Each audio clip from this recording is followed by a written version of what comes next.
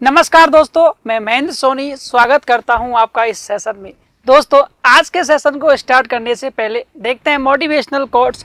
सफल होने के 3 नियम। खुद से वादा, मेहनत ज़्यादा और मजबूत इरादा। दोस्तों, यदि आपको सफल होना है, आपके लक्ष्य को प्राप्त करना है, तो खुद से वादा कीजिए और उस वादा करने के बाद मेहनत करिए।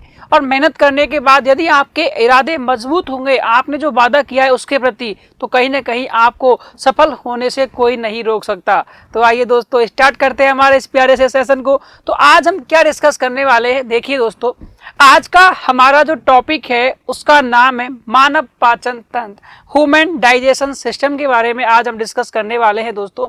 अब ये मानव पाचन तंत्र क्या होता है, कैसे कार्य करता है, इसकी हम लोग यहाँ बात करेंगे।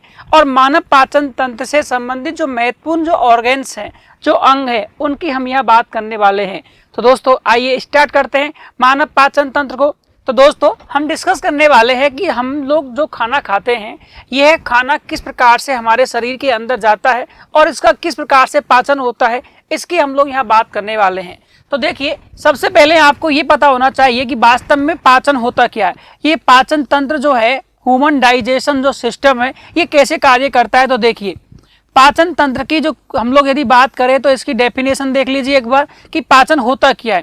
कि हमारे शरीर में आप लोग जो भी खाते हो, ये क्या है, एक भोज्य पदार्थ होता है। तो आप लोग जो खाते हो, इसका मतलब आप लोगों ने क्या लिया, कोई भी फूड जो मटेरियल है, भोज्य पदार्थ, इसको क्या बोला जाता है, आवश्यक भोज्य पदार्थों का हमारे शरीर में पाचन तंत्र क्या करता है, जो भी आवश्यक, जो भी आपने खाया है, वो क्या होगा, आपके लिए एक फूड एलिमेंट हो गया। आवश्यक भोज्य पदार्थों का शरीर के अंदर, आवश्यक भोज्य पदार्थों का शरीर के अंदर विशेष अंगों के द्वारा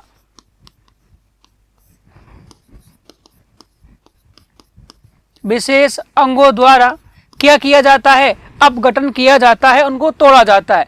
तो आवश्यक भोज्य पदार्थों का शरीर के अंदर विशेष अंगों के द्वारा अपघटित करना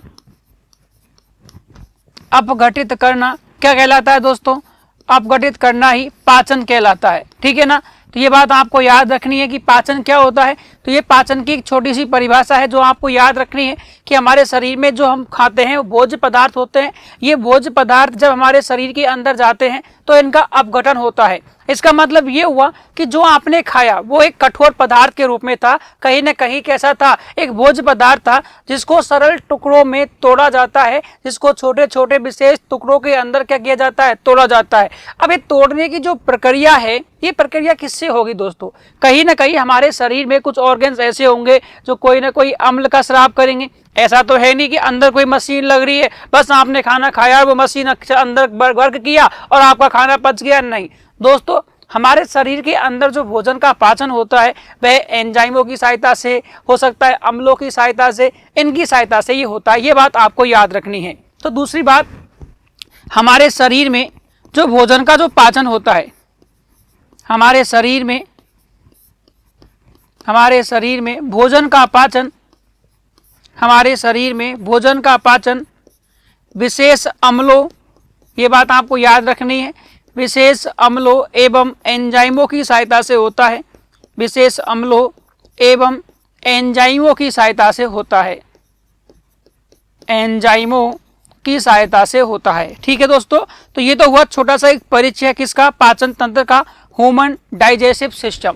इसको इंग्लिश के अंदर क्या बोलते हैं दोस्तों, डाइजेस्टिव सिस्टम। और हम लोग यहाँ केवल मानव का पाचन तंत्र जो है उसकी बात कर रहे हैं।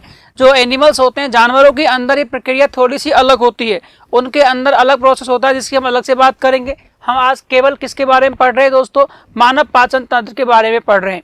अब हुआ क्या, आपने जो खाना खाया, ये खाना आपके मुख से चालू होता है और आपके रेक्टम के बाद जो एनस, जो मलद्वार होता है, वहां से निकल जाता है। लेकिन इनके बीच में क्या होता है, कुछ स्टेप्स होती है। तो आपसे पेपर में पूछ सकता है कि बताइए निम्न में से कौन से स्टेप, हम लोग यहाँ थोड़ा सा आपको समझा दूं दोस्तों। मैं अब आपको ये जो स्टेप्स हैं कि किस प्रकार से मानव के अंदर पाचन की क्रिया चालू होती है। तो सबसे पहले होता क्या है कि आप भोजन को मुंह के अंदर लेते हो, मुख के अंदर आपका भोजन गया, तो इस प्रोसेस को बोला जाता है भोजन का अंतर्ग्रहण। Ingestion of food. ध्यान रखना, तो जो पहला प्रोसेस होता है, जो पहली स्टेप जो है, ये है भोजन का अंतर्ग्रहण। क्या होती है? भोजन का अंतर्ग्रहण। इसके बाद क्या होगा? आपका भोजन आपके आमाशय, आपके स्टोमक के अंदर गया, इसको आप पेट बोलते हो। पेट के अंदर विभिन्न प्रकार के अम्ल आकर के मिल जाते हैं। उन अम्लों की सहायता से आपके भोजन का क्या होता है? पाचन होता है। उसके बाद छोटी आंत में जाता है, वहां भी भोजन का पाचन होता है। तो दोस्तों दूसरा प्रोसेस क्या हो गया? स्टेप नंबर 2, भोजन का पाचन, डाइजेशन ऑफ फूड। तो पहले भोजन को लिया जाता है, फिर भोजन का पाचन प्रारंभ हो जाता है। इसके बाद क्या होगा? आपने जो भी खाना खाया है, आपने जो भी लिया है, फूड लिया है, उस फूड के अंदर क्या होते हैं? हमारे पोषक तत्व, न्यूट्रिएंट्स प्रेजेंट होते हैं, जिनका हमारे शरीर के अंदर क्या किया जाता है? अवशोषण किया जाता है। तो जो तीसरी स्टेप है दोस्तों, उसका नाम है भोजन का अवशोषण, एब्जॉर्प्शन ऑफ फूड। अब क्या होगा? आवश्यक तत्वों को या आवश्यक खनिज तत्वों को हमारे शरीर के अंदर एब्जॉर्ब कर लिया जाता है, जो हमारी वृद्धि के लिए, हमारी ग्रोथ के लिए क्या होते हैं? जरूरी होते हैं। इसके बाद होता है भोजन का स्वांगीकरण। अब आप सोचोगे सर स्वांगीकरण ये नया नाम क्या आ गया? इसको बोलते हैं एसिमिलेशन ऑफ फूड। इसका मतलब ये हुआ कि आपने जो खाना खाया उसमें से खुद जो कुछ खाना जो होता है, जितना हमारे शरीर को रिक्वायरमेंट है वो तो हमारे काम आ जाता है। मान लो हम लोगों ने एक्स्ट्रा खाना खाया, तो वो कुछ एक्स्ट्रा खाना जो है उसका स्टोरेज हो जाता है, उसको बोलते हैं भोजन का स्वांगीकरण। मतलब अधिक भोजन जितना पर्याप्त था उतना तो हमारे शरीर ने काम में ले लिया, लेकिन कुछ जो बचा हुआ भोजन का जो हिस्सा था, जो काम में नहीं आया, उसको बोलते हैं भोजन का स्वांगीकरण। अगला है, अब यहां से क्या होगा? सारा प्रोसेस कंप्लीट हो चुका है। अब आपके शरीर में केवल और केवल क्या बचा है? एक ऐसा अपचित भोजन बचा हुआ है जो हमारे शरीर के लिए कोई भी या किसी प्रकार का जो उसकी कोई जरूरत नहीं होती है, तो उसको हम लोग मलाशय, रेक्टम के द्वारा, मल द्वार से क्या कर देते हैं? बाहर कर देते हैं। तो अपचित भोजन जो है आपके शरीर के अंदर, इसको मल के रूप में क्या कर दिया जाता है? त्याग कर दिया जाता है, इसको बाहर निकाल दिया जाता है।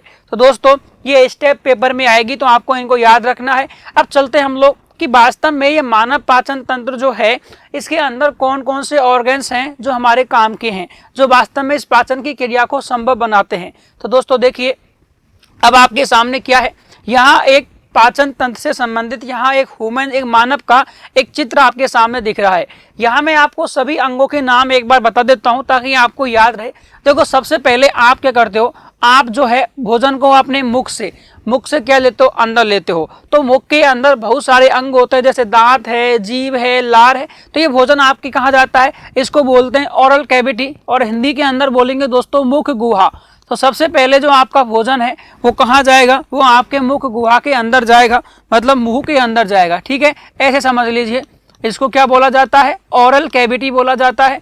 मुख गुहा के अंदर आपका क्या गया? भोजन जाता है। इसके बाद यहाँ ये आपको दिखाई दे रहा है दोस्तों, ये मुख गुहा के अंदर ही क्या क्या पाया जाता है? एक तो पाई जाती है जीभ, जिसको आप टंग बोलते हो। क्या पाई जाती है? जीभ पाई जाती है। यहाँ इसी के अंदर दोस्तों क्या पाए जाएंगे? दांत पाए जाएंगे, जिनको आप तीत बोलोगे। प्लस यहाँ क्या पाई जाती है? लार पाई जाती है, क्योंकि हमारे मुंह के अंदर क्या होती हैं? अलग अलग लार ग्रंथियां पाई जाती हैं। अब ये भोजन आपके शरीर के अंदर जाएगा, इधर से ये नासिका, इधर से ये जो आपकी नोजल कैविटी है, ये वाला जो हिस्सा है नोजल कैविटी का है, ये यहाँ जाके इस प्रकार की क्या बनाता है? शेप बनाता है। और यहाँ इस वाले पॉइंट के ऊपर हम बोलते हैं, यहाँ एक दूसरा, ये पहला नंबर है मुख गुहा। इसके बाद दूसरा नंबर जो आता है उसको बोलते हैं ग्रसनी। क्या बोलते हैं दोस्तों? ग्रसनी बोलते हैं। ग्रसनी को इंग्लिश में बोलते हैं फेरिनेक्स, इंग्लिश में बोलते हैं फेरिनेक्स। ठीक है, तो ये नाम भी आपको याद रखना है दोस्तों। एक्चुअली ग्रसनी का इस डाइजेशन के अंदर कोई रोल नहीं होता है, लेकिन ये हमारे कनेक्ट रहती है ग्रसिका के साथ, इसलिए इसका नाम यहाँ पढ़ाया जा रहा है आपको। क्योंकि यहाँ अगला जो हिस्सा होता है इसी के साथ में, इस वाले हिस्से के साथ, क्योंकि ये पूरा का पूरा जो है, इसमें ये साथ में आपको कुछ छोटे छोटे अलग से हिस्से और दिखाई दे रहे होंगे दोस्तों। ठीक है ना, तो ये ध्यान रखना, ये छोटे छोटे जो हिस्से यहाँ आपको जो नलिकाएं दिखाई दे रही है, ये वाली, देखो मैं एक बार दिखा देता हूँ आपको यहाँ। तो इस ग्रसनी के पास में ही यहाँ एक छोटी सी नलिका पाई जाती है। ठीक है ना, यहाँ पाई जाती है। इनको बोला जाता है ग्रसिका। क्या बोला जाता है? ग्रसिका। ओइसोफेजस। क्या बोलते हैं इनको? ओइसो या इकोफेगस बोल देते हैं। तो आपको तो नाम याद रखना है, ओइसोफेजस। ठीक है, तो यहाँ ये वाला कौन सा हो गया? ओइसोफेजस के नाम से हो गया। ठीक है दोस्तों, इसको ग्रसिका बोलते हैं। ये क्या करती है? जो भी खाना आपने खाया है उस खाने को आपके आमाशय तक पहुंचाती है। तो पहला हो गया मुख गुहा, दूसरा नंबर आपको याद रखना है ग्रसनी का, तीसरा नंबर याद रखना है ग्रसिका का। दोस्तों इस ग्रेसिका से ये जो पूरा लंबी लाइन जो आपको दिख रही है ये ग्रेसिका की तरह ही कार्य करती है, ठीक है ना। इस ग्रेसिका से आपका जो खाना है ये कहाँ जा रहा है, देखो ये इस थैलीनुमा संरचना आपको दिखाई दे रही होगी, ठीक है ना। इसके अंदर जाता है जिसको आप क्या बोलते हो, स्टोमक या आमाशय बोलते हो। क्या बोलते हो दोस्तों, इसको आमाशय। तो देखिए यहाँ ये वाला जो हिस्सा है ये वाला इधर कनेक्ट होके ये दिख नहीं रहा है क्योंकि ऊपर लीवर आ गया इसके, तो यहाँ ये आमाशय है, स्टोमक है, ठीक है दोस्तों। ये आमाशय आपको दिखाई दे रहा है। अगला यहाँ इस आमाशय के साथ में ये जो बिल्कुल मिडिल, ये आमाशय जुड़ा रहता है छोटी आंत के साथ। आमाशय जो होता है ये छोटी आंत के साथ जुड़ा हुआ होता है। स्मॉल इंटेस्टाइन जिसको आप बोलते हो छोटी आंत। छोटी आंत के बाद ये वाला जो हिस्सा आपको दिखाई दे रहा है, छोटी आंत जुड़ी रहती है दोस्तों बड़ी आंत से, जिसको बोलते हैं बिग इंटेस्टाइन, ये होती है बड़ी आंत, ठीक है। तो छोटी आंत, बड़ी आंत, फिर बड़ी आंत के बाद दोस्तों लास्ट में आता है आपका मलाशय और मलद्वार। तो ये वाला हिस्सा जाके कहाँ खुलता है, ये वाला हिस्सा खुलेगा लास्ट में जाके मलद्वार से, ठीक है। तो ये बात आपको ध्यान रखनी है। और मलद्वार से पहले कौन होता है, मलद्वार को बोलते हैं एनस। क्या बोलते हैं, एनस, ये मलाशय का हिस्सा होता है। बड़ी आंत को बोलते हैं बिग इंटेस्टाइन। क्या बोलते हैं दोस्तों, बिग इंटेस्टाइन बोलते हैं, ये बात आपको याद रखनी है, बिग इंटेस्टाइन। स्मॉल इंटेस्टाइन छोटी आंत को बोलते हैं इंटेस्टाइन, इसको बोलते हैं स्टोमक, ठीक है। अब देखो यहाँ कुछ और भी ऑर्गेन्स या कुछ ग्रंथियां पाई जाती है, ग्लैंड पाई जाती हैं, जिसमें एक तो होता है दोस्तों अग्नाशय और एक होता है लीवर, ठीक है। तो ये जो अग्नाशय जो होता है, जो आपका पेनक्रिया जिसको बोलते हैं, ये आमाशय और यहाँ बड़ी आंत के बिल्कुल इस वाले हिस्से में पाया जाता है। तो ये क्या है, ये अग्नाशय जिसको आप पेनक्रियाज बोलते हो, ये क्या है, अग्नाशय है। इस अग्नाशय के बाद ये वाला जो है जिसको आप यकृत या लीवर बोलते हो, हिंदी में तो बोलते हैं इसको दोस्तों यकृत, और आप इंग्लिश में क्या बोलते हो, लीवर। तो इसको पेनक्रियाज के नाम से जानते हैं, पेनक्रियाज के नाम से जानते हैं। तो ये कहानी है आपके संपूर्ण मानव पाचन तंत्र की। तो देखिए अभी केवल आप ऑर्गन के बारे में जान लीजिए, फिर इनके क्या कार्य होते हैं वो मैं आपको समझाऊंगा दोस्तों। एक तो होती है मुख गुहा, मुख गुहा से कहा जाता है ग्रसनी के अंदर, ग्रसनी से ग्रसिका में होता हुआ आपके आमाशय के अंदर पहुंचेगा, आमाशय से छोटी आंत में, छोटी आंत से बड़ी आंत में, बड़ी आंत से मलाशय से होता हुआ मलद्वार से क्या चला जाएगा, बाहर चला जाएगा। इसके अलावा यहाँ कुछ एक तो होती है मिक्स ग्लैंड जिसको बोलते हैं क्या, अग्नाशय पेनक्रियाज बोलते हैं, और एक होती है आपके नॉर्मल ग्लैंड होती है, एक ग्रंथि पाई जाती है जिसको क्या बोलते हैं, लीवर बोलते हैं। दोस्तों इनके बारे में भी हम लोग बात करेंगे, लेकिन यहाँ केवल पाचन तंत्र से संबंधित जो अंग हैं उनकी मैं यहाँ बात करने वाला हूँ। तो देखिए स्टार्ट करते हैं। अब इस पाचन तंत्र को यहाँ आप और अच्छे से समझ सकते हो कि वास्तव में ये कौन कौन से अंग मैंने आपको बताए। तो जैसे यहाँ लिखा हुआ है मुख गुहा, देखिए दोस्तों जो मैंने बताया था पहला हिस्सा क्या होता है, मुख गुहा का होता है, ये बात आपको याद रखनी है, ठीक है। यहाँ क्या है, देखिए मुख गुहा है, तो ये पहला हिस्सा क्या है दोस्तों, मुख गुहा है। ओरल कैविटी जिसको हम लोगों ने बोला, ये ओरल कैविटी, इसके अंदर क्या क्या होता है, जैसे इसके अंदर टंग होती है, जिह्वा होती है, इसके अलावा दांत भी होते हैं, तीत होते हैं, ठीक है, टंग होती है, तीत होते हैं, सलाइवा लार ग्रंथियां पाई जाती हैं।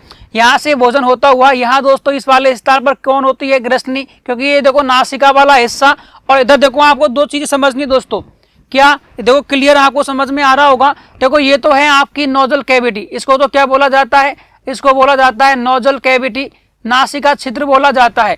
यहाँ से आप एयर लेते हो, इधर से भोजन लेते हो, तो ये दोनों आपके गले के अंदर फंसे नहीं, भाई एयर आ जाती है, इधर से भोजन आ जाएगा, दोनों क्या कर जाएंगे, आपको ठसका लगता है ना, तो क्यों लगता है, काफी बार भोजन जो होता है ये श्वास नली के अंदर चला जाता है।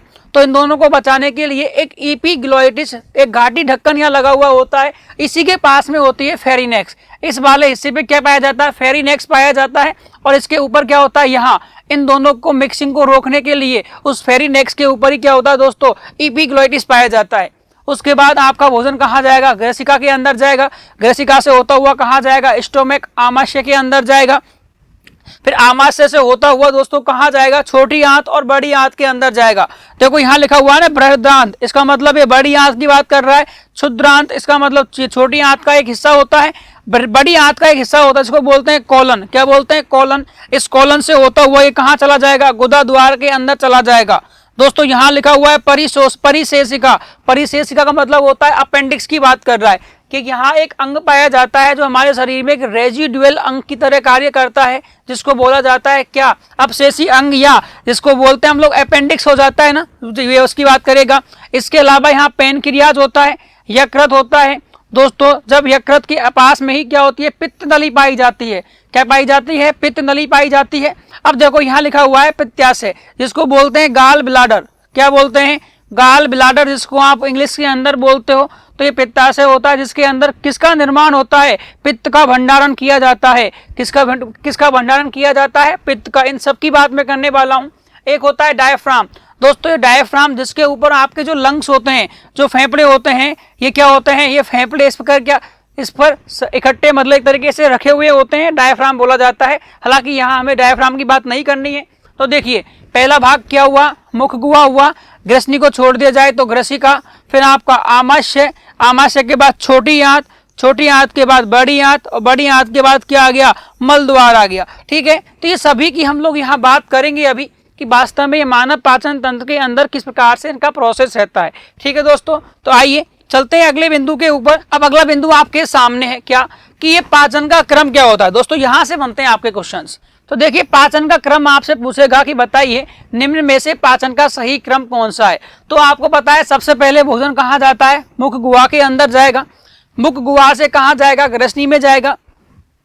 ग्रसनी से ग्रसिका के अंदर जाएगा, फेरिनेक्स, फेरिनेक्स से ओइसोफेजस, फिर स्टोमैक, फिर छोटी आंत, फिर बड़ी आंत, फिर आपका मलाशय, और फिर कहाँ जाएगा, मल द्वार, जिसको आप मलाशय को रेक्टम बोलते हैं और मल द्वार को एनस बोलते हैं। तो ये तो हुआ एक इनका क्रम कि भोजन कहाँ से कहाँ जाना चाहिए। दोस्तों आपको ये याद रखना है। तो देखिए इन सभी अंगों को यदि एक मिलाकर के एक नाम दिया जाए, तो देखो इन सभी को एक नाम दिया जाता है। इस पाचन के संपूर्ण क्रम को बोला जाता है आहार नाल।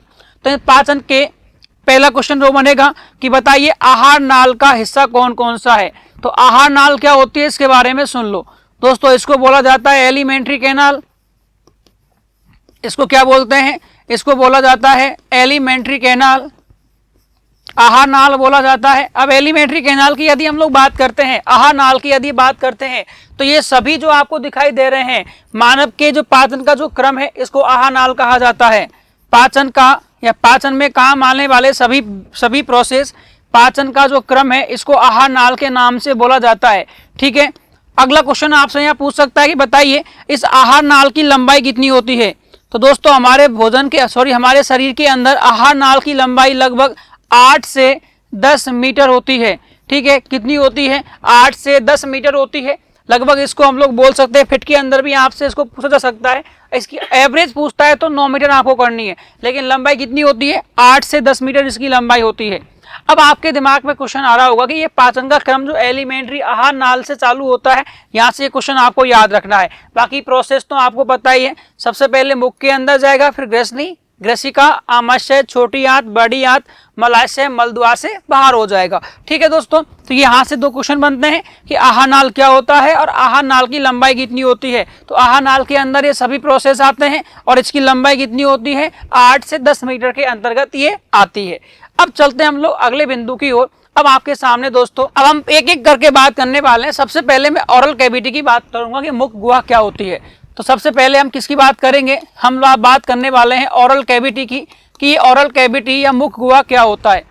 देखो दोस्तों, मुख गुहा के अंदर भोजन का पाचन तो होता है, मतलब भोजन का पाचन प्रारंभ हो जाता है, क्योंकि यहाँ दांत होते हैं, लार भी होती है, लार के अंदर एंजाइम पाए जाते हैं। तो देखो पहला क्वेश्चन बनता है यहाँ से ये वाला कि बताइए मुख गुहा के अंदर कौन कौन से भाग आते हैं। तो ये बात आपको याद रखनी है। इसके अंदर तीत आता है, टंग आती है और सलाइवा ग्लैंड्स आती हैं। क्या आती है, सलाइवा ग्लैंड्स, लार ग्रंथियां पाई जाती हैं। ठीक है दोस्तों, तो ये बात आपको याद रखनी है। अब यहाँ ये ग्रंथियां पाई जा रही हैं, तो देखो सबसे पहले इसके अंदर मैं बात करने वाला हूँ आपके सामने दांत, तीत की मैं बात करने वाला हूँ कि दांत किस प्रकार से हमारे भोजन का या भोजन को पचाने में सहायक होते हैं। तो दोस्तों पहली बात तो ये सुनिए कि जो दांत होते हैं ये भोजन का पाचन तो करते हैं, लेकिन किस रूप में करते हैं। तो देखिए हम लोग यहाँ दांतों की बात कर रहे हैं, तो दांत के अंदर पहली बात ये है कि दांत जो होते हैं ये भोजन का कौन सा पाचन करते हैं, क्योंकि इसके अंदर दांतों के अंदर कोई अम्ल थोड़ी पाया जाता है, ना कोई एंजाइम होते हैं। तो ध्यान रखना, यहाँ से क्वेश्चन आता है कि भोजन जो होता है, भोजन दांत जो होते हैं ये भोजन का यांत्रिक पाचन करते हैं, मैकेनिकल डाइजेशन होता है यहाँ। तो भोजन का यांत्रिक पाचन किसके द्वारा किया जाता है? तो भोजन का यांत्रिक पाचन दांतों के द्वारा किया जाता है। तो ये क्वेश्चन आया हुआ है, ये बात आपको याद रखनी है। जबकि जो रासायनिक पाचन जो होगा वो आमाशय से प्रारंभ होता है, क्योंकि वहां क्या होते हैं, अलग अलग, ये लार की बोल दीजिए, लार के अंदर भी रासायनिक पाचन क्योंकि एंजाइम मिल जाता है। तो देखो दोस्तों, यांत्रिक का मतलब होता है कि केवल उस भोजन को तोड़ना या काटना, चीर फाड़ करना वो दांतों के द्वारा किया जाता है। दूसरी बात, ये जो दांत होते हैं, दांत कहाँ होते हैं? दांत हमारे मसूड़ों के अंदर फिक्स होते हैं, ठीक है ना। तो देखो दांत कहाँ होते हैं? दांत मसूड़ों के अंदर लगे हुए होते हैं, दांत मसूड़ों के अंदर होते हैं, ये बात आपको ध्यान रखनी है। मसूड़े मतलब गम्स के अंदर। तो देखो यहाँ ये आपको दिखाई दे रहा होगा दोस्तों, ये आपका वह हिस्सा है दांत का जो आपको सफेद सफेद दिखाई देता है। ये सफेद सफेद वाला हिस्सा क्या है? ये दांत वाला हिस्सा है। ये कहाँ फंसा हुआ है? ये आपके जो मसूड़े होते हैं, ये वाला हिस्सा क्या है? मसूड़े का है। इस मसूड़ों के अंदर ये दांत आपके क्या है दोस्तों? फंसे हुए होते हैं। ये आपको ध्यान रखना है, ठीक है ना।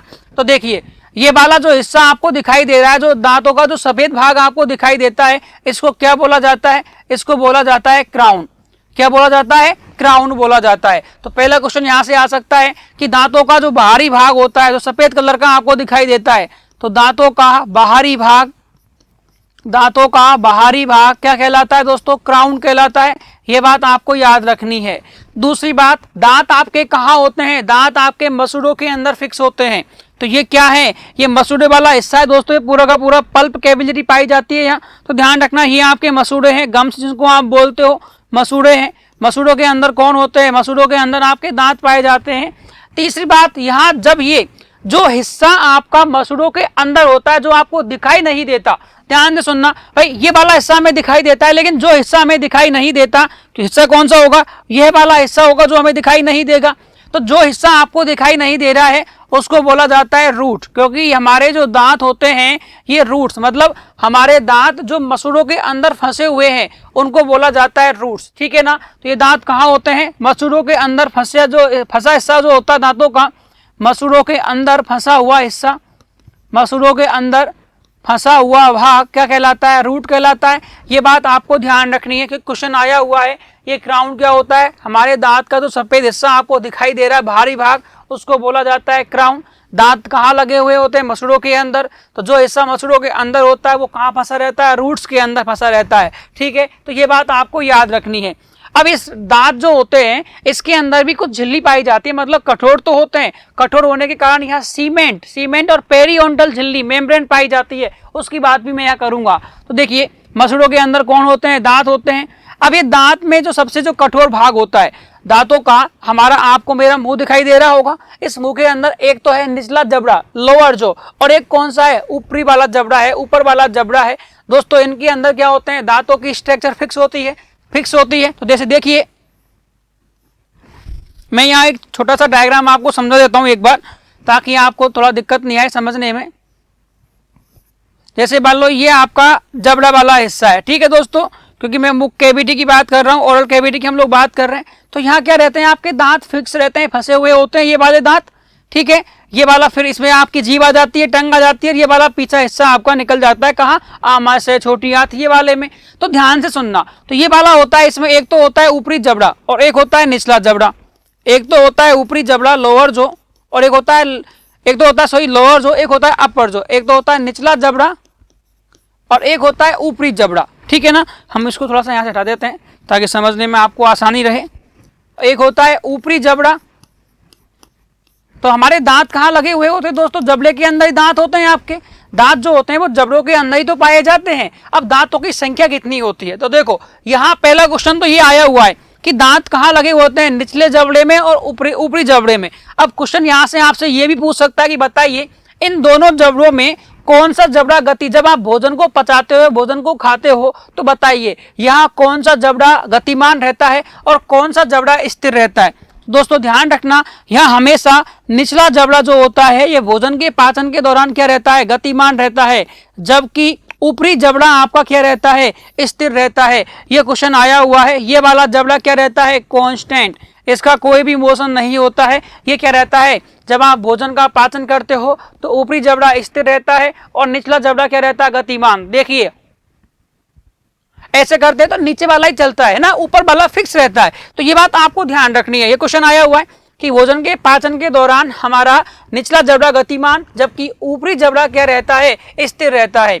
अब एक बात बताइए, हमारे शरीर का जो सबसे कठोरतम जो भाग होता है वो कौन होता है, जबड़ा होता है। ठीक है, तो अगला क्वेश्चन आपसे ये पूछ सकता है कि हमारे शरीर का सबसे कठोरतम भाग, शरीर का सबसे कठोरतम भाग कौन होता है, शरीर का सबसे कठोरतम, hardest part of our body, शरीर का सबसे कठोरतम भाग, शरीर का सबसे कठोरतम भाग कौन होता है दोस्तों, जबड़ा होता है। और जबड़े के अंदर कौन पाए जाते हैं, दांत। ठीक है ना, जबड़ा होता है जो किसका बना हुआ होता है, ये ध्यान रखना, एनेमल का बना हुआ होता है। किसका बना हुआ होता है जबड़े के अंदर, ये जबड़ा एनेमल का बना हुआ होता है। अब ये हमारे पेपर में क्वेश्चन आया हुआ है कि एनेमल में वास्तव में होता क्या है। ठीक है, जबड़ा जो होता है ये एनेमल का बना होता है। अब इस एनेमल के अंदर क्या होता है, ये बात भी आपको याद रखनी है। तो एनेमल के अंदर कैल्शियम कार्बोनेट क्या पाया जाता है, कैल्शियम कार्बोनेट, कैल्शियम कार्बोनेट और कैल्शियम फॉस्फेट या फॉस्फेट समूह भी आप बोल सकते हो, कैल्शियम कार्बोनेट प्लस फॉस्फेट समूह। ठीक है ना, तो ये बात आपको याद रखनी है कि हमारे दांतों का सबसे कठोरतम भाग जो होता है जबड़ा, मतलब हमारे शरीर का सबसे कठोरतम भाग जबड़ा या दांत होते हैं, क्योंकि जबड़े के अंदर ही दांत पाए जाते हैं। ये किसका बना हुआ होता है, ये एनेमल का बना हुआ होता है। एनेमल में वास्तव में रासायनिक पदार्थ कौन कौन होते हैं, कैल्शियम कार्बोनेट और कैल्शियम फॉस्फेट। ठीक है ना दोस्तों, यहाँ कैल्शियम लिख लेना, कैल्शियम फॉस्फेट के क्या होते हैं, समूह पाए जाते हैं। ये बात आपको याद रखनी है। ठीक है, अब देखिए दांतों के बारे में, ये पहला क्वेश्चन, यांत्रिक पाचन करते हैं, मसूड़ों के अंदर होते हैं। जबड़ा जो होता है, ऊपरी जबड़ा स्थिर रहता है, निचला गतिमान रहता है। जबड़ा एनिमल का बना हुआ होता है, दांत एनिमल के बने हुए होते हैं। कैल्शियम कार्बोनेट और कैल्शियम फॉस्फेट इसके अंदर पाया जाता है। इसके अलावा दांतों का ऊपरी हिस्सा क्या कहलाता है, क्राउन कहलाता है। इसके अंदर जो हिस्सा जिसमें ये घुसे हुए होते हैं, दांत आगे अंदर फंसे हुए होते हैं, ये कहाँ होते हैं, मसूड़ों के अंदर होते हैं, जिसको क्या कहा जाता है, रूट कहा जाता है। इसके अलावा भी और क्वेश्चंस आपको एग्जाम में देखने को मिल सकते हैं। यहाँ से क्या, आइए दोस्तों देखते हैं। वास्तव में ये जो दांत होते हैं इनकी हम लोग और बात कर लेते हैं। आपसे पेपर में पूछ सकता है कि बताइए ये जो दांत है, वयस्क मनुष्य में, अडल्ट पर्सन के अंदर दांतों की संख्या कितनी होती है, वयस्क पुरुष में या वयस्क व्यक्ति में। ठीक है, तो आप बोलोगे यहाँ अडल्ट पर्सन के अंदर दांतों की संख्या कितनी होती है। तो वयस्क मनुष्य में दांतों की संख्या दोस्तों कितनी होती है, 32 होती है। दांतों की संख्या जो होती है उसको क्या बोलते हैं, कुल कितनी होती है, 32 संख्या होती है। जबकि यदि हम लोग 7 से 8 साल के बच्चों की बात करते हैं, यदि मैं बच्चों की बात करूं, लगभग 7 साल से अधिक या 7 साल की उम्र से अधिक। ठीक है ना, तो ये बात आपको ध्यान रखनी है। 7 साल से अधिक उम्र के यदि बच्चे हैं तो उनके अंदर दांतों की संख्या लगभग कितनी होती है, 20। मतलब ध्यान रखना, यहाँ 12 दांत जो स्थायी दांत है वो नहीं पाए जाते हैं। अभी उनकी भी हम लोग यहाँ बात करेंगे। तो दोस्तों अब अगला क्वेश्चन आपसे और क्या पूछ सकता है कि यहाँ हम लोग अब ये देखने वाले हैं कि दांत अलग अलग प्रकार के होते हैं। तो देखिए, भोजन को चबाने, देखो पहला ए बिंदु मैं यहाँ आपको समझा रहा हूँ कि भोजन को चबाने के आधार पर दांतों के प्रकार। भोजन को दोस्तों काटने का मतलब है चीर फाड़ करना, उसके पीसेस करना, टुकड़े करना। तो भोजन को चबाने और काटने के आधार पर दांतों के प्रकार दांतों के प्रकार, तो क्या क्या प्रकार हो सकते हैं, देखो दांतों के प्रकार। तो इसके अंदर आपको नाम याद रखने केवल, तो आपसे पूछ सकता है। एक तो होता है दोस्तों इंसाइजर या इंसीजर, जिसको आप बोलते हो कृतनक। ठीक है, एक होता है दोस्तों रदनक, जिसको आप बोल सकते हो कैनाइन, जिसको आप क्या बोलते हो, रदनक बोलते हो। इसके अलावा होता है प्रीमोलर। क्या होता है, प्रीमोलर। प्रीमोलर का मतलब है अग्रचवर्णक। एक होता है दोस्तों मोलर, जिसको हम बोलते हैं चवर्णक। क्या बोलते हैं, चवर्णक। तो ये चारों दांत आपको याद रखने हैं कि हमारे मुंह के अंदर एक तो होता है इंसाइजर, जिसको हम लोग बोलते हैं कृतनक, एक होता है रदनक कैनाइन, एक होता है अग्रचवर्णक और चवर्णक। दोस्तों यहाँ से क्वेश्चन पूछ सकता है कि बताइए अग्रचवर्णक और चवर्णक क्या कार्य करते हैं। तो आपको आपको आंसर देना है कि भोजन को चबाने का कार्य किन दांतों के द्वारा किया जाता है। तो भोजन को चबाने का जो कार्य है भोजन को चबाने का कार्य किसके द्वारा किया जाता है? प्री मोलर और मोलर के द्वारा किया जाता है। कैनाइन दोस्तों, ये इन दांतों के बारे में ऐसा बोला जाता है कि ये सर्वाधिक नुकीले दांत होते हैं, ठीक है ना। तो पहली बात यहाँ से आपको याद रखना है कि ये सर्वाधिक क्या है, ये नुकीले दांत होते हैं। नुकीले मतलब बहुत ज्यादा तीक्ष्ण। इस प्रकार की आकृति के दांत आपके अंदर भी पाए जाते हैं। देखो ये इस प्रकार के, यहाँ साइड में आप देखना 2 दांत इसके बिल्कुल नुकीले निकले हुए होते हैं हमारे, 2 ऊपर और 2 कहाँ होते हैं? नीचे। तो इनको बोला जाता है कैनाइन। ये जो सर्वाधिक जो विकसित होते हैं, यहाँ मैं अलग से नोट में लिख देता हूँ। नोट दोस्तों, क्या ये जो कैनाइन दांत जो होते हैं ये सर्वाधिक मांसाहारी के अंदर विकसित होते हैं। कैनाइन दांत जो होते हैं, कैनाइन दांत सर्वाधिक मांसाहारी में विकसित होते हैं। जो आपके ये जो मांसाहारी जीव होते हैं ना, जैसे लोइन, शेर है, इसके अलावा भेड़िया है, ठीक है, जो मांस खाते हैं, तो कैनाइन दांत सर्वाधिक मांसाहारी में विकसित होते हैं। ये बात आपको याद रखनी है। कुत्ते हैं, इन सभी के अंदर ये पाए जाते हैं, ठीक है। ये क्वेश्चन आ सकता है पेपर में, तो आपको याद रखने हैं। तो ये कैनाइन ये चीर फाड़ करने का कार्य करते हैं। नुकीले दांत होते हैं और क्या कार्य करते हैं? ये चीर फाड़ करने का कार्य करते हैं। चीर फाड़ करने का कार्य करते हैं, करने का कार्य। तो ये बात आपको याद रखनी है कि चीर फाड़ करने का कार्य कौन करते हैं? कैनाइन दांत करते हैं। ये चबाने का कार्य करते हैं, जबकि भोजन को छोटे छोटे भागों में तोड़ने का कार्य कौन करता है? ये करता है कृंतक, ठीक है। ये हुआ आपका केवल चबाने और काटने के आधार पर दांतों के प्रकार। दोस्तों यहाँ से आपसे एक क्वेश्चन और पूछ सकता है कि बताइए आकार के आधार पर, ये तो ए बिंदु था प्रकारों में, एक बता रहा हूं मैं आपको भी, आकार के आधार पर दांतों के प्रकार, आकार के आधार पर दांतों के प्रकार। तो आकार के आधार पर दांतों के प्रकार क्या है? देखो आकार के आधार पर दांतों के प्रकार। तो दोस्तों क्या हमारे सभी दांत, क्या आप मुझे बता सकते हो क्या हमारे सभी दांत एक ही प्रकार के होते हैं? क्या नहीं, हमारे सभी दांतों की जो आपकी शेप जो दिखाई देगी वो क्या है? अलग अलग है। आगे वाले दांत देखो, 2 दांत जो होते हैं, 2 ऊपर 2 नीचे, बिल्कुल आगे वाले ये थोड़े बड़े होते हैं और ये इस प्रकार से आपको दिखाई देते हैं। देखो कैसे हमारे आगे वाले जो 2 दांत होते हैं वो आपको इस प्रकार से दिखाई देते हैं, ठीक है। ऐसा ही सेम नीचे वाले जबड़े में होगा। मैं केवल एक जबड़े की बात कर रहा हूँ यहाँ। इसके बाद जब आप आगे चलोगे, ये तो आगे के 2 दांतों की बात की, इस प्रकार से दिखाई देते हैं। उसके बाद आपका एक दांत जो होता है वो इस प्रकार की शेप का होता है। इसके बाद जब आगे चलोगे तो दांतों में रूट की संख्या बढ़ जाएगी, ठीक है दोस्तों, ये इस प्रकार से दिखाई देगा। फिर आगे चलेंगे तो फिर ये जो रूट आपके दांतों का है ये आपको इस प्रकार से बढ़ता हुआ दिखाई देगा। तो इसको तो बोलते हैं इंसीजर, इसको बोलते हैं कैनाइन, इसको बोलते हैं प्री मोलर और इसको क्या बोला जाता है? मोलर बोला जाता है। इसका मतलब ये हुआ कि हमारे सभी दांत क्या होते हैं? अलग अलग प्रकार के होते हैं। तो इसके आधार पर कौन कौन से नाम दे सकते हैं? देखो दोस्तों यहाँ इनको नाम दिया जाता है, 4 नाम यहाँ आपको याद रखने हैं। पहला होता है विषमदंती, कि हमारे सभी दांत अलग अलग प्रकार के होते हैं, इसलिए हो सकता है इनका नाम क्या दे दिया हो? विषमदंती।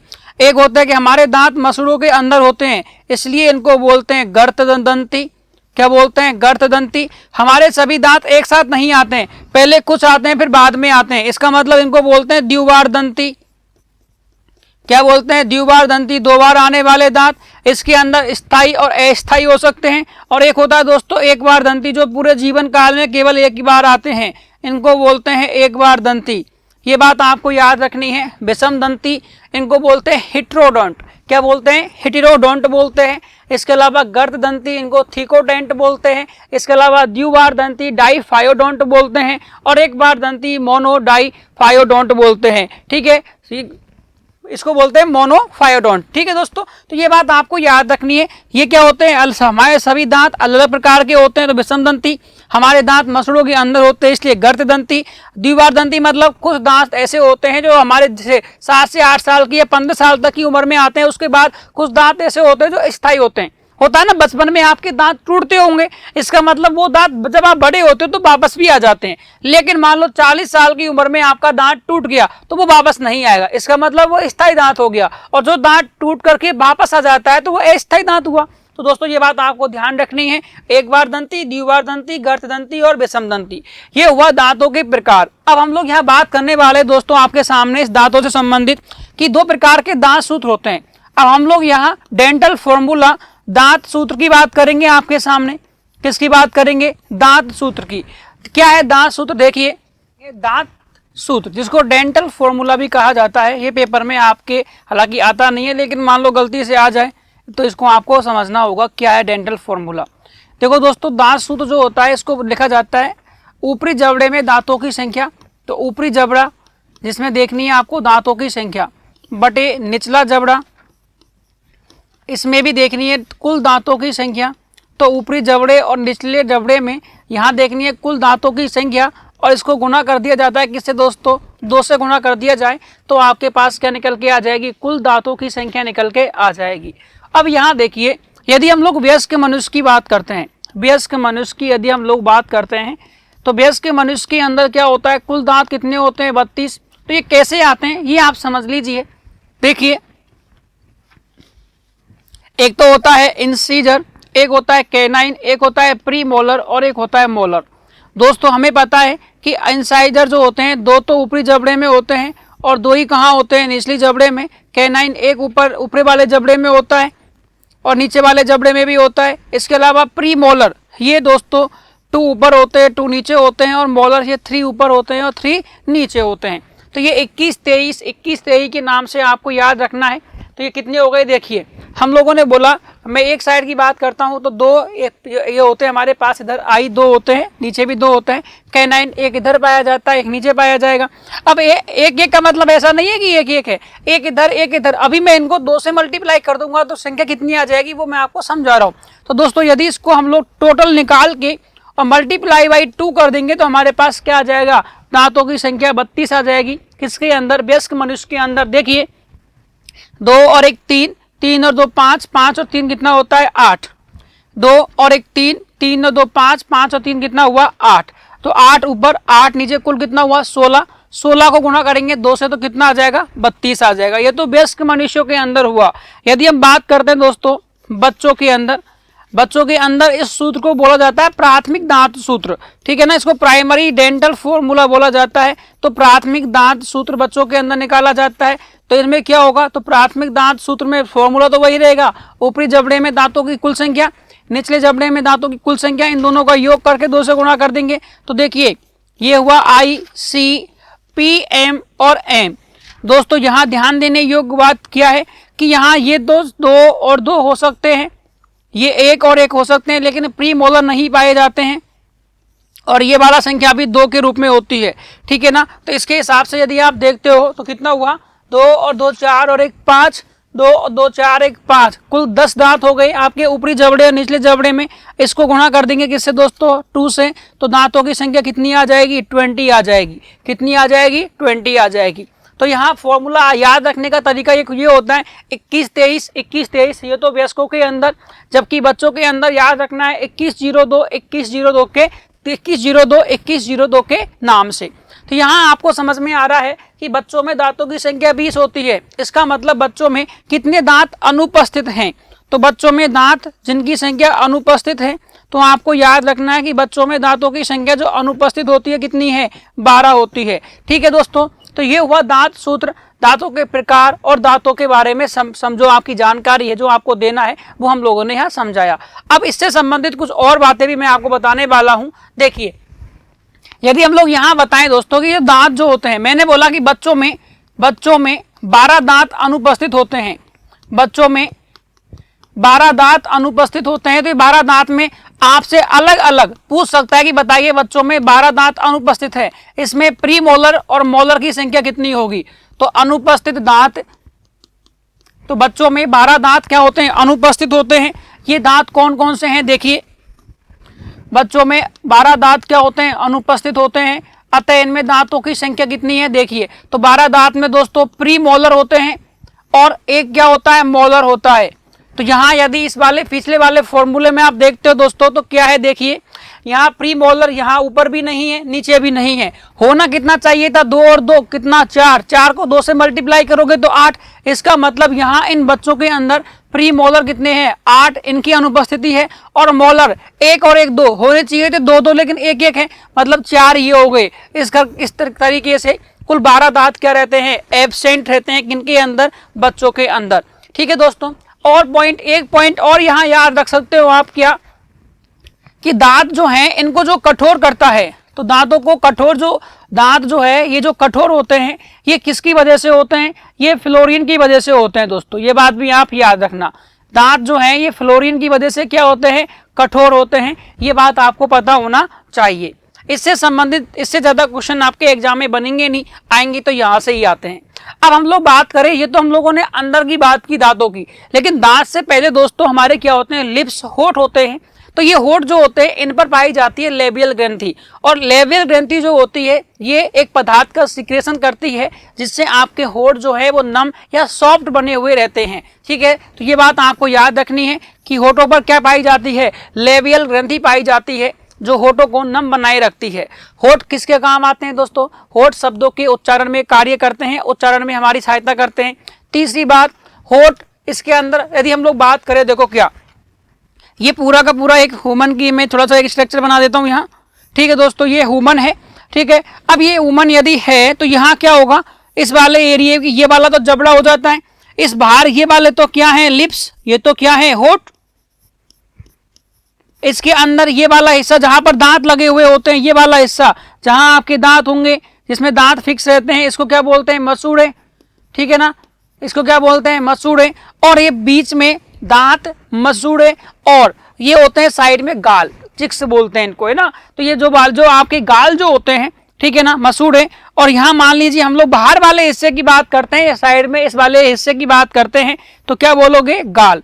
इन तीनों को मिलाकर के दोस्तों इस वाले बीच वाले हिस्से को हम लोग एक बार समझने के लिए, इस बीच वाले हिस्से को क्या बोलेंगे, इसको बोला जाता है प्रघान, वेस्टिब्यूल बोला जाता है दोस्तों। ये क्वेश्चन एग्जाम में आया हुआ है कि बताइए होठ, मसूड़े और गालों के बीच घिरा हुआ क्षेत्रफल क्या कहलाता है, तो आपको आंसर करना है प्रघान या वेस्टिब्यूल कहलाता है। अगली बात, मनुष्य का निचला जबड़ा गतिमान और ऊपरी जबड़ा क्या रहता है, स्थिर। ये बात मैं आपको समझा चुका हूं।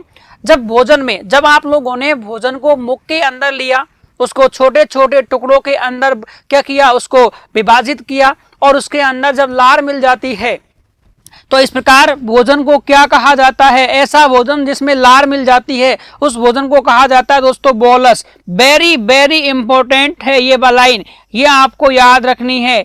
यहाँ तीन शब्द बहुत ज्यादा महत्वपूर्ण है, एक बोलस है, एक काइम है और एक काइल है। ये तीनों नाम आएंगे, जहां जहां जो नाम आएगा मैं आपको समझाता जाऊंगा। जब आपके भोजन में लार मिल जाती है, देखो यहां अलग से और लिख देता हूं, ठीक है, जब आपके भोजन में लार मिल जाती है तो इसे क्या कहा जाता है, जब आपके भोजन में लार मिल जाती है, देखो यहाँ लिखा हुआ है, वैसे इसको लिखने की जरूरत नहीं है दोस्तों, तो एक लुगदी जैसा बन जाता है, एक पेस्ट के रूप में बन जाता है। ये जो बोलस होता है ये एक पेस्ट के रूप में होता है, एक तरल पदार्थ जैसा आपको दिखाई देता है भोजन का, और इस पेस्ट को क्या बोलते हैं, बोलस बोलते हैं। ठीक है, तो ये बात आपको याद रखनी है। बोलस कब होगा, जब भोजन के अंदर लार मिलेगी तो बोलस कहा जाएगा। ठीक है दोस्तों, चलते हैं अगले टॉपिक की ओर।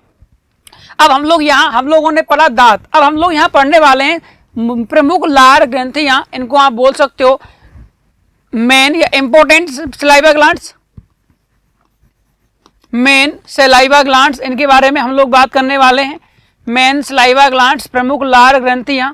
ठीक है, क्या है ये लार ग्रंथियां, देखो भाई होता क्या है कि जब आप भोजन करते हो, जब आपके भोजन में होता है ना काफी बार कि मान लीजिए कोई लजीज पकवान है, कोई स्वादिष्ट पकवान को देख करके आपके मुंह में एक तरल पदार्थ का सिक्रेशन होता है, मतलब एक पदार्थ निकलता है जिसको क्या बोला जाता है, लार बोला जाता है, जो हल्का गाढ़ा पदार्थ, हल्का सा गाढ़ा होता है और एक तरल पदार्थ के रूप में कार्य करता है।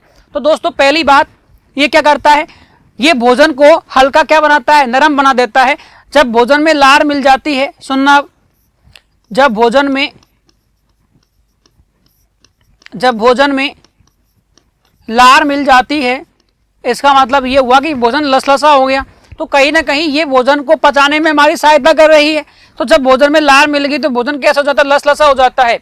दूसरी बात, ये जो लार ग्रंथियां जो होती हैं, इसमें क्या होता है कि कुछ एंजाइम्स पाए जाते हैं। ठीक है ना, ये एंजाइम क्या करते हैं, जैसे मान लीजिए आप लोग खाना खा रहे हो, आपने कुछ समय के लिए खाने को रख दिया, आपने जो खाने की जो प्लेट है उसको रख दिया, तो छोटे छोटे बैक्टीरिया होते हैं जो खाने के ऊपर आ जाते हैं, जो आपको दिखाई नहीं देते हैं, बहुत छोटे होते हैं। अब आपने उनको खाना खाया तो वो बैक्टीरिया आपके मुंह के अंदर जाते हैं, तो कुछ एंजाइम इस लार के अंदर पाए जाते हैं जो उन बैक्टीरिया को नष्ट करने में क्या होते हैं, सहायक होते हैं। तो ध्यान रखना दोस्तों, लार में कुछ एंजाइम पाए जाते हैं, लार में कुछ एंजाइम्स पाए जाते हैं, जीवाणुओं को मार देते हैं। ठीक है, जो हानिकारक जीवाणुओं को मार देते हैं, जो हानिकारक जीवाणुओं को मार देते हैं। दूसरी बात और क्या है इसके अंदर दोस्तों, अब ये एंजाइम कौन कौन से होते हैं दोस्तों, इसके अंदर कुछ एंजाइम्स हैं, जैसे एक तो होता है सलाइवरी एंजाइम और एक होता है टाइलिन एंजाइम। जब आप भोजन को मुंह के अंदर लेते हो तो वो कार्बोहाइड्रेट के रूप में भी हो सकता है वो स्टार्च के रूप में हो। ठीक है ना, तो मान लीजिए आप लोगों ने इस लार, पहले तो ये देख लो लार में जो एंजाइम होते हैं, तो लार में एंजाइम्स कौन कौन से होते हैं, एक तो होते हैं जो स्टार्च का पाचन करते हैं, तो लार में एक तो पाया जाता है टाइलिन एंजाइम, लार में क्या होता है, टाइलिन एंजाइम पाया जाता है। और दोस्तों टाइलिन एंजाइम और लाइसोजाइम एंजाइम पाए जाते हैं, लार में टाइलिन एंजाइम और लाइसोजाइम एंजाइम पाए जाते हैं। दोस्तों ये एंजाइम क्या करेंगे, ये आपके भोजन के पाचन में सहायक होते हैं। इसमें जो लाइसोजाइम एंजाइम जो होता है, ये होता है एंटी बैक्टीरियल एंजाइम, मतलब ये जीवाणुओं को मार देता है। ठीक है ना, ये वाला जो होता है ये जीवाणुओं को मार देता है, ध्यान रखना। हालांकि दोनों ही क्या करते हैं, जीवाणुओं को मारने में सहायता करते हैं साथ की साथ। दूसरी बात देखिए, लार में जो एंजाइम पाए जाते हैं ये स्टार्च का पाचन करते हैं। लार में पाए जाने वाले एंजाइम, लार में पाए जाने वाले एंजाइम, लार में पाए जाने वाले एंजाइम दोस्तों स्टार्च या इसको आप बोल सकते हो, ये एक रूप होता है, कार्बोहाइड्रेट की फॉर्म होता है, कार्बोहाइड्रेट, इसका क्या करते हैं, पाचन करते हैं। तो हमारे जो लार में जो एंजाइम पाए जाते हैं ये स्टार्च का पाचन करते हैं। स्टार्च क्या होता है, कार्बोहाइड्रेट के रूप में। अब दोस्तों स्टार्च दो प्रकार से हो सकता है, एक तो होता है पका हुआ, जैसे एक तो होता है चावल की बात करें तो चावल क्या है, कार्बोहाइड्रेट स्टार्च का रूप होता है। अब एक तो चावल को आपने उबाल के खाया, एक चावल को आपने डायरेक्ट खा लिया, तो ये क्या हो गया, दो प्रकार से हो गया स्टार्च, एक तो हो गया बिना पका हुआ और एक हो गया पका हुआ। तो एक तो होता है पका हुआ, मतलब आप लोगों ने पका करके फिर खाया, पका हुआ, और एक होता है बिना पका हुआ, एक होता है बिना पका हुआ। दोस्तों यदि आप पका हुआ खाते हो तो इससे जो एनर्जी मिलती है उसको कहा जाता है माल्टोज। ये किस में बदल जाएगा, माल्टोज के अंदर बदल जाएगा। यदि आप लोगों ने पका हुआ खाया, यदि आप लोगों ने पका हुआ खाया तो इससे तो क्या मिलेगा, इससे तो मिलता है माल्टोज आपको, मतलब एक एनर्जी का रूप मिलता है। ठीक है ना, और लेकिन यदि आप लोगों ने इसको डायरेक्ट बिना पका हुआ यदि खाया तो आपको क्या मिलेगा, डेक्स्ट्राटिन मिलता है, जिसको क्या बोलते हैं, डेक्स्ट्राटिन के रूप में ये स्टोर हो जाता है। इस बात को भी आपको ध्यान रखनी है, डेक्स्ट्राटिन या डेक्स्ट्राट्रिस के नाम से बोला जाता है। ठीक है ना, तो पका हुआ भोजन, टाइलिन एंजाइम, जो एंजाइम्स होते हैं ये आपके सहायता करते हैं। हालांकि स्टार्च भोजन का एक रूप होता है जिसको कार्बोहाइड्रेट पाया जाता है, इसके अंदर पका हुआ और बिना पका हुआ। जैसे एग्जाम्पल की यदि बात करें, यहाँ उदाहरण आपसे कोई पूछ ले, एक तो चावल उबला हुआ और एक चावल बिना उबला हुआ, तो चावल की बात करो, ध्यान रखना, चावल को उबालोगे तो पका हुआ, चावल को डायरेक्ट खाया तो क्या, बिना पका हुआ हो जाएगा। ये बात आपको याद रखनी है। ठीक है दोस्तों, तो दोस्तों ये हम लोगों ने यहाँ तक पढ़ा कि पका हुआ जो स्टार्च होता है उसको माल्टोज में बदलता है और बिना पके हुए को डेक्स्ट्राटिन के अंदर या डेक्स्ट्रिन के अंदर बदल देता है। देखो अगला बिंदु जो आपको याद रखना है, ये जो लार होती है, लार क्या करती है, लार में एंजाइम मिलाए जा रहे हैं, तो यहाँ लार भोजन का रासायनिक पाचन करते हैं, ध्यान रखना ना। लार जो है ये भोजन का कौन सा पाचन करती है, भोजन का रासायनिक पाचन करती है, ये बात भी आपको याद रखनी है। भोजन का रासायनिक पाचन करती है दोस्तों, तो ये सभी बातें हमें समझनी है और सभी बातों को हमें अच्छे से क्या रखना है, याद रखना है। ठीक है, अब इसके अलावा होता क्या है कि हमारे शरीर में अलग अलग प्रकार की लार ग्रंथियां पाई जाती है। दोस्तों यदि हम मानव शरीर की बात करते हैं तो मानव शरीर में 3 प्रकार की लार ग्रंथियां पाई जाती हैं। तो देखिए हम लोग यहाँ थोड़ा सा लार ग्रंथियों के बारे में बात कर लेते हैं। तो मानव के अंदर ग्रंथियों की संख्या है, लार ग्रंथियों की हम लोग बात करें तो कितनी होती है, 3। किसके अंदर, मानव के अंदर। और ये तीनों लार ग्रंथियों में एक तो होता है दोस्तों पेरिटॉइड या पैराटॉइड जिसको बोलते हैं, हम लोग यहाँ एक बार इनके नाम लिख देते हैं। एक तो होती है पैराटॉइड लार ग्रंथि, पैराटॉइड लार ग्रंथि, एक होती है दोस्तों सब मैंडिबुलर लार ग्रंथि, ठीक है, सैलिवा ग्लैंड इनको इंग्लिश में बोला जाता है। और एक होती है सब लिंगुअल, क्या होती है, सब लिंगुअल होती है, ये बात भी आपको याद रखनी है। तो ये 3 प्रकार की लार ग्रंथियां मानव शरीर में पाई जाती है। एक का नाम होता है पैराटॉइड, एक होती है सब मैंडिबुलर और एक होती है सब लिंगुअल, ठीक है। अब देखो होता क्या है, सर्वाधिक जो लार निकलती है हमारे मुंह के अंदर, जो लार का सर्वाधिक जो स्राव होता है, तो ध्यान रखना मैक्सिमम जो लार निकलती है, अधिकतम जो लार आपके मुंह में बनती है वो किससे बनती है, अधिकतम लार, मैक्सिमम लार, ये सब लिंगुअल जो ग्रंथि होती है इससे निकलती है, ठीक है। एक है सब मैंडिबुलर दोस्तों और एक है पैराटॉइड। ये पैराटॉइड कान के नीचे पाई जाती है, ठीक है। तो पैराटॉइड जो लार ग्रंथि है ये कहाँ पाई जाती है, ये कान के नीचे पाई जाती है, कान के नीचे होती है। और काफी बार क्या होता है, जब आपके कान के नीचे इस ग्रंथि के अंदर सूजन आ जाती है, जब ये स्वेल हो जाती है, तो आपके यहाँ एक छोटा सा या मोटा सा एक हिस्सा बन जाता है, जिसको क्या बोलते हैं हम लोग, आपने देखा होगा इसको मम्स या गलसुआ के नाम से जाना जाता है। तो ये बात आपको याद रखनी है कि हमारे मुंह में सर्वाधिक लार कहाँ से निकलती है, ये सब लिंगुअल लार ग्रंथि से निकलती है। इसके अलावा सब मैंडिबुलर होती है, ठीक है, और कौन सी है, पैराटॉइड कान के नीचे पाई जाती है, ठीक है दोस्तों। ये बात आपको याद रखनी है, क्वेश्चंस यहाँ से आ जाते हैं। अब इसके अलावा देखो यहाँ मैं कुछ बातें और आपके सामने लिख देता हूँ एक बार। कुछ जानवर ऐसे होते हैं जिन, जैसे बिल्ली की यदि बात करते हैं तो बिल्ली के अंदर 4 जोड़ी लार ग्रंथियां पाई जाती है। तो दोस्तों कुछ महत्वपूर्ण बिंदु है और लिख देता हूं मैं यहाँ आपके सामने। ये जो बिल्ली होती है, बिल्ली के अंदर 4 जोड़ी लार ग्रंथियां पाई जाती हैं। बिल्ली के अंदर 4 जोड़ी लार ग्रंथियां पाई जाती हैं, जो आपको याद रखनी है। बिल्ली के अंदर 4 जोड़ी लार ग्रंथियां होती हैं दोस्तों। इसके अलावा जो मेंढक जो होता है, मेंढक और जो व्हेल मछली जो होती है, मेंढक और जो व्हेल मछली होती है, इसके अंदर लार ग्रंथियां नहीं पाई जाती है। व्हेल मछली के अंदर लार ग्रंथियां नहीं पाई जाती है, ठीक है, ये बात आपको याद रखनी है, लार ग्रंथियां नहीं पाई जाती। कभी आपने देखा होगा कि जो मेंढक जो होता है या जो फ्रॉग जिसको आप बेलते हो, ठीक है ना, ये क्या करता है, डायरेक्ट इस प्रकार से अपनी जीभ को यूं निकालता है और कोई भी जो कीट होता है उसको इस प्रकार से पकड़ता है, यूं लपेट लेता है, मतलब ऐसे चगड़ लेता है और सीधा अंदर ले जाता है, मतलब लार ग्रंथियां नहीं होती।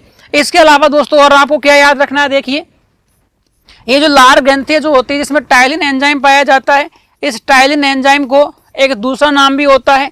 काफी बार पेपर में ये टाइलिन एंजाइम नहीं दे करके आपको एक नया नाम सिलाई बरी क्या बोल देता है, इसको सिलाई बरी एमाइलेज, सिलाई बरी एमाइलेज के नाम से भी पेपर में दे दिया जाता है।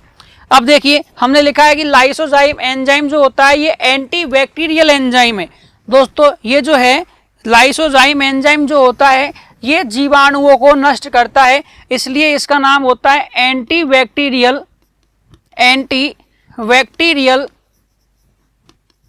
ठीक है ना, प्रतिजीवाणविक बोलते हैं इसको। इसका मतलब ये जो लाइसोजाइम एंजाइम है ये लार के अलावा और कहाँ पाया जाता है, ये लाइसोजाइम एंजाइम जो है ये दोस्तों लाइसोजाइम एंजाइम लार के अलावा कहाँ कहाँ होता है, तो देखिए लाइसोजाइम एंजाइम लार में तो होता ही है, इसके अलावा पसीने में भी लाइसोजाइम एंजाइम पाया जाता है, ठीक है ना। तो ये बात आपको ध्यान रखनी है, लाइसोजाइम एंजाइम लार में, पसीने के अंदर क्या होता है, और आंसू जिसको हम लोग बोल सकते हैं, आंसू जो होते हैं ना इसके अंदर भी ये एंजाइम पाया जाता है, ठीक है दोस्तों। तो आंसू की बात करें तो इसके अंदर भी कौन होता है, लाइसोजाइम एंजाइम पसीने के अंदर और लार के अंदर पाया जाता है। ये हुआ आपका लार से संबंधित महत्वपूर्ण बातें जो आपको याद रखनी है दोस्तों। वास्तव में अब इस लार हम लोगों ने पढ़ा, दांत हम लोगों ने पढ़ा, अब मैं एक छोटा सा पॉइंट यहाँ आपको जीभ के बारे में भी थोड़ा सा समझा देता हूँ, ठीक है। देखिए अगली स्लाइड पे हम देखते हैं कि ये जीभ जो है ये क्या करेगी, क्योंकि दांत, लार और जीभ का क्या रोल है उसको भी हम देखने वाले हैं। तो देखिए यहाँ थोड़ा सा अगला जो टॉपिक हमारा होगा ग्रसनी और ग्रसिका से पहले मैं यहाँ आपको टंग के बारे में, जीभ के बारे में भी थोड़ा सा समझा देता हूँ दोस्तों, क्योंकि इसका इतना कोई खास रोल तो है नहीं लेकिन फिर भी हमें पढ़ना है। ये जो जीभ होती है ये क्या करती है, ये भोजन में लार मिलाने का कार्य करती है। जीभ क्या करती है, भोजन में लार मिलाने का कार्य करती है। एक क्वेश्चन तो आपको ये याद रखना है, भोजन में लार मिलाने का कार्य करती है। और कहते हैं ना, क्या आप सभी जानते हो कि जीभ के अंदर ना हड्डी होती है ना कुछ और होता है, ठीक है ना, फिर भी ये हड्डी तुड़वाने का कार्य करती है। इसलिए दोस्तों जीभ को संभाल कर रखना चाहिए। लेकिन ये हमारे स्वाद के लिए, इसके अंदर क्या पाई जाती हैं, स्वाद कलिकाएं पाई जाती हैं, तो भोजन में लार मिलाने में कार्य करती है। दूसरा, इस जीभ के अंदर क्या पाई जाती है दोस्तों, स्वाद कलिकाएं, टेस्ट बड्स पाई जाती हैं। जीभ के अंदर क्या पाई जाती है, स्वाद कलिकाएं। ये भी बात आपको याद रखनी है। जीभ के अंदर टेस्ट बड्स जिसको आप बोलते हो, जीभ के अंदर क्या पाई जाती है, स्वाद कलिकाएं पाई जाती हैं। और ये स्वाद कलिकाएं क्या करती हैं, स्वाद कलिकाएं पाई जाती हैं, स्वाद कलिकाएं पाई जाती हैं जीभ के अंदर, जिससे आपको भोजन कैसा लगता है, खट्टा, मीठा, नमकीन, इन सब का एहसास दिलाती है कौन, जीभ।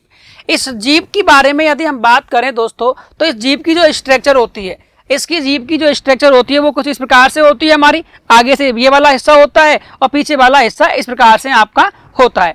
अब इसमें क्या होता है कि छोटे छोटे टेस्ट बड्स पाए जाते हैं ऐसे, जिनको हम लोग अलग अलग नाम से बोलते हैं। जीभ के अंदर जो छोटे छोटे छिद्र आपको दिखाई दे रहे हैं दोस्तों, इनको बोलते हैं पेपिला। क्या बोल देते हैं, पेपिला के नाम से इनको बोला जाता है। इसके अलावा यहाँ लास्ट में इस प्रकार की आकृति पाई जाती है, ठीक है, जिसको हम सेरिकल के नाम से भी बोल देते हैं। लेकिन आपको याद रखना है केवल ये कि इसके ऊपर पेपिला पाए जाते हैं और इन पेपिला के अंदर क्या पाई जाती है, टेस्ट बड्स, स्वाद कलिकाएं इनके अंदर क्या होती है, उपस्थित होती हैं। ठीक है ना, ये नाम भी आपको याद रखना है। अब ये अलग अलग प्रकार से होती है, जैसे फिलीफॉर्म है, फंजीफॉर्म है, इस नाम से, फोलिएट है, इस नाम से जानी जाती है ना। तो जो सबसे वाले जो ये सबसे जो अग्र जो इसका आगे वाला जो हिस्सा होता है, इस पर होता है फिलीफॉर्म। क्या होता है दोस्तों, फिलीफॉर्म। ये सर्वाधिक संख्या में पाए जाते हैं, छोटे छोटे छिद्र होते हैं और ये हमारी जीभ के ऊपर क्या पाए जाते हैं, सर्वाधिक संख्या के अंदर पाए जाते हैं। इस फिलीफॉर्म के बाद दोस्तों यहाँ एक अलग शेप, मतलब अलग हिस्सों में बटे हुए होते हैं। मान लीजिए ये हिस्सा खत्म हो गया, यहाँ ये वाला हिस्सा, यहाँ ये वाला हिस्सा, यहाँ इस मिडिल वाले हिस्से में यहाँ होते हैं फंजीफॉर्म। क्या होते हैं, ये पेपिला के अंदर की बात कर रहा हूं मैं, फंजीफॉर्म होते हैं। उस फंजीफॉर्म के बाद यहाँ इस वाले में क्या होते हैं, फोलिएट होते हैं। तो ये अलग अलग शेप है, हालांकि ये पेपर में नहीं आती, लेकिन आपको थोड़ा बहुत पता होना चाहिए कि वास्तव में जीभ के अंदर क्या होता है। तो दो ही क्वेश्चन यहाँ से पूछे जाते हैं, क्या, एक तो कि जीभ में स्वाद कलिकाएं पाई जाती है, ये स्वाद कलिकाएं पेपिला के अंदर होती है। ये पेपिला अलग अलग रूपों में दिखाई देता है, एक फोलिएट है, फंजीफॉर्म है या फिलीफॉर्म है, इनके नाम आपको याद रखने हैं। दूसरा, ये भोजन में लाभ लाने में कार्य करती है। अब देखो होता क्या है, कुछ एंजाइम ऐसे होते हैं, भाई भोजन का स्वाद हमें बताएगी। इसका मतलब क्या है, जैसे हम लोग बात करें यदि हरी मिर्च की, तो दोस्तों हरी मिर्च जब आप खाते हो तो उसके अंदर वैसे तो कोई एंजाइम नहीं होता है, लेकिन आपको जलन होती है। ये बात भी आपको ध्यान रखना है। वैसे उस देखो क्या, हरी मिर्च जो होती है, मिर्च का नॉर्मली यहाँ बोल दीजिए कि मिर्च का कोई स्वाद नहीं होता है। मिर्च का ये क्वेश्चन आया हुआ है, क्या मिर्च का कोई स्वाद होता है? नहीं, मिर्च का कोई स्वाद नहीं होता है, कोई टेस्ट नहीं होता है, मिर्च का कोई स्वाद नहीं होता है। लेकिन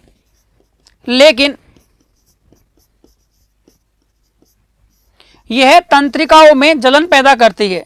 लेकिन यह जो आपकी जीभ जो है उसके अंदर छोटे छोटे जो नर्व पाई जाएंगी, तंत्रिकाएं जो होंगी, तंत्रिकाएं में जलन पैदा करती है।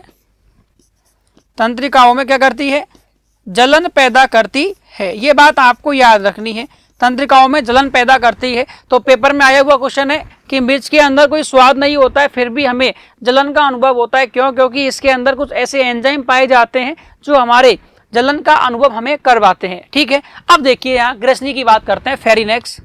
फेरिनेक्स की हम लोग बात करते हैं दोस्तों। तो एक्चुअली होता क्या है कि हमारी श्वास नली और भोजन नली जहाँ आकर के मिलती है, यहाँ फेरिनेक्स वाला हिस्सा आपको दिखाई देता है। देखो ये वाला, इधर से श्वास नली वाला हिस्सा है, इधर से आप भोजन लोगे, तो ये वाला जो हिस्सा है इसको क्या बोलते हैं, इसको बोला जाता है ग्रसनी। तो पहली बात देखो, यहाँ आपको मेरा एक मोटा सा एक हिस्सा दिखाई दे रहा है, इसको साइंस की भाषा में बोला जाता है ओबुला।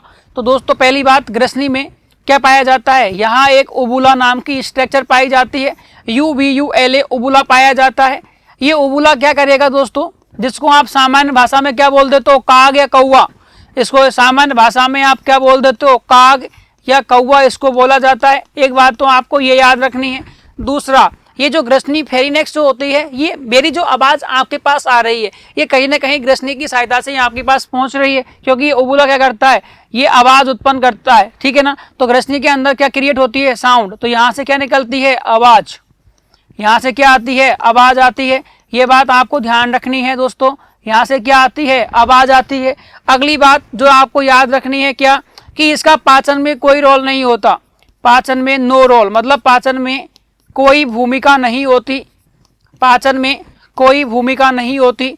नो रोल इन डाइजेशन, कोई भूमिका नहीं। ठीक है, तो ये बात आपको याद रखनी है। पहला, उबुला पाया जाता है। दूसरा, आवाज उत्पन्न करती है। तीसरा, पाचन में इसकी कोई भूमिका नहीं होती है, लेकिन ये ग्रसिका के साथ में जुड़ी हुई होती है। देखिए यहाँ ग्रसनी और सीधा कहाँ आ रहा है, फिर ग्रसिका के पास में यहाँ आपको दिखाई दे रहा है। ठीक है दोस्तों, ध्यान रखना। अब हम ग्रसिका की बात करते हैं, ईसोफेगस या ओइसोफेजस। ये ग्रसिका क्या करती है दोस्तों, इस ग्रसिका के अंदर छोटी छोटी क्या होती है, एक मोशन पाई जाती है। जैसे मान लीजिए ये तो होता है फूड पाइप, ठीक है, और इस फूड पाइप के साथ में इधर की एक साइड में क्या होती है आपकी दोस्तों, एयर पाइप भी होता है। ठीक है, मान लीजिए इधर क्या है, एयर पाइप। ये दो पाइप मैंने यहाँ आपके सामने बनाए। अब भोजन तो जाना चाहिए इसमें, तो इसके ऊपर क्या होता है, इस प्रकार का एक ढक्कन यहाँ लगा हुआ होता है। ठीक है ना, जिसको हम लोग बोलते हैं एपिग्लॉटिस। क्या बोलते हैं, एपिग्लॉटिस। एपिग्लॉटिस यहाँ होता है। ठीक है ना, तो ये बात ध्यान रखनी है आपको। एपिग्लॉटिस, यहाँ एक ढक्कन पाया जाता है, तो इसको इंग्लिश के अंदर तो बोल देते हैं एपिग्लॉटिस। और दूसरी बात क्या है, इसको हिंदी में बोलते हैं घाटी ढक्कन। क्या बोल देते हैं, घाटी ढक्कन इसको बोल देते हैं। तो दोस्तों ये करेगा क्या, यदि ये ढक्कन जो है ये करेगा क्या, उसकी बात ध्यान रखनी है आपको। इसको बोलते हैं घाटी ढक्कन। तो एपिग्लॉटिस या घाटी ढक्कन होता है। यह क्या करता है कि मान लीजिए आप लोगों ने खाना खाया, तो खाना खाते समय ये आपकी एयर पाइप जो है, जहां श्वास नली जो होती है उसको बंद कर देगा। यदि आप लोग श्वास ले रहे हो तो फूड पाइप को बंद कर देगा, मतलब भोजन को श्वास नली में जाने से रोकता है। तो ध्यान रखना, इसका ध्यान नाम क्या बोलते हैं, कि यह भोजन को, एपिग्लॉटिस जो है यह भोजन को श्वास नली में जाने से रोकता है। श्वास नली में, ये भोजन को श्वास नली में जाने से रोकता है। ये बात आपको ध्यान रखनी है, श्वास नली में जाने से रोकता है। श्वास नली में जाने से रोकता है। दूसरी बात दोस्तों, एक तरीके से क्या कर रहा है, डाइवर्जन कर रहा है। फूड को फूड पाइप में भेज देगा, एयर को एयर पाइप के अंदर भेजेगा। तो इस घाटी ढक्कन को बोला जाता है ट्रैफिक मैन, पुलिस मैन बोला जाता है, ट्रैफिक पुलिस बोला जाता है। किसका, ह्यूमन डाइजेशन, मानव पाचन तंत्र का ट्रैफिक पुलिस। तो इसका एक नाम होता है। यदि ह्यूमन डाइजेशन में ऐसा कोई क्वेश्चन मिले आपको कि बताइए ट्रैफिक पुलिस का कार्य कौन करता है, तो वो करता है एपिग्लॉटिस। किसका कार्य करता है, ये ट्रैफिक पुलिस का कार्य करता है। ठीक है, तो देखिए अब होता क्या है, इस ग्रसिका के अंदर दोस्तों छोटी छोटी यहाँ संकुचन पाए जाते हैं। यहाँ इस प्रकार की नलिकाएं नुमा संरचना पाई जाती है। जैसे मान लीजिए आपने भोजन खाया, अब भोजन का मान लीजिए आप एक साथ ज्यादा टुकड़ा खा गए, वो एक साथ निकल गए, तो ये क्या होती है, फैल जाती है। इसकी साइज क्या हो जाती है, बढ़ जाती है, मतलब इसमें फैलने और सिकुड़ने का गुण पाया जाता है। तो इस प्रकार के, तो ग्रसिका के अंदर एक गति होती है दोस्तों, ध्यान रखना। उस गति का नाम होता है क्रमाणुकुचन। ये गति आपको याद रखनी है, क्रमाणुकुचन गति पाई जाती है। ये पेपर में अलग से पूछता है, ध्यान रखना इस बात का। क्या पाई जाती है, इस ग्रसिका के अंदर क्रमाणुकुचन गति पाई जाती है, जो भोजन को कहाँ पहुंचाती है, आमाशय तक पहुंचाती है। जिससे भोजन कहाँ जाएगा, जिससे भोजन आमाशय तक पहुंचता है, जिससे भोजन आमाशय तक पहुंचता है, जिससे भोजन कहाँ जाएगा, आमाशय तक जाता है, जिससे भोजन आमाशय तक पहुंचता है, स्टोमक तक पहुंचता है। किस गति के द्वारा पहुंचाया जाता है, क्रमाणुकुचन गति के द्वारा पहुंचाया जाता है। ये बात आपको याद रखनी है। ठीक है दोस्तों, चलते हैं अब अगले टॉपिक की ओर। अगला टॉपिक आपके सामने